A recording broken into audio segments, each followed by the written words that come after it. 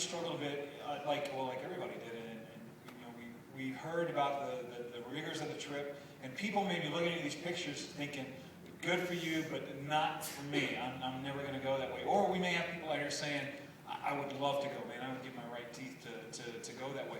What would you say to people that may be thinking, I'm not so sure about going someplace that's so remote and so rugged and seeing what God does? Yeah, I would, when I first heard about the trip, I thought to myself, you know, God, this sounds like a great trip, but this isn't me. You know, I'm not the guy that camps. You know, I can hike, but I like a hot shower. I like a warm place to sleep every day.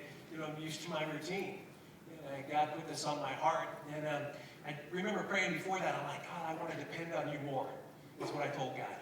Well, God, you know, he gave me that opportunity. Because here I had to depend on God 100%. And just a quick story, I just remember being out there. And, you know, there was one day we had been hiking for quite a few miles. We had been hiking, I think, for about 8 or 9 miles. And, you know, when I was at that point, I'm like, God, I'm getting pretty tired here.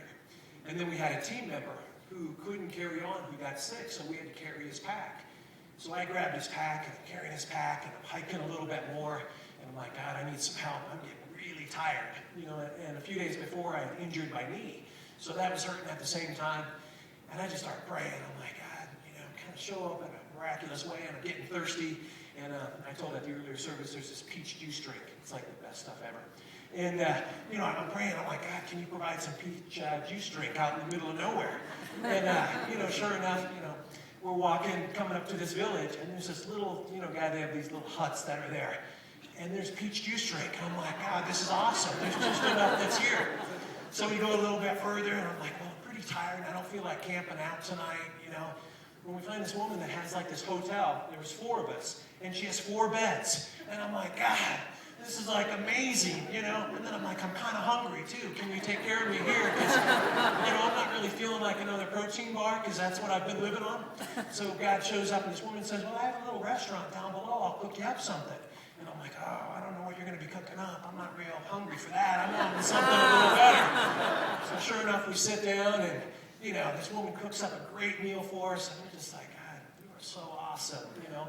I had to take off 10,000 miles to kind of see God show, you know, up and just have this dependence. But it was just amazing of, you know, just God's, just how he strengthened me in the process. Well, thank you guys for going. Thank you for being willing to sacrifice time with your family and your careers to go and preach the gospel. Let's have everybody stand up.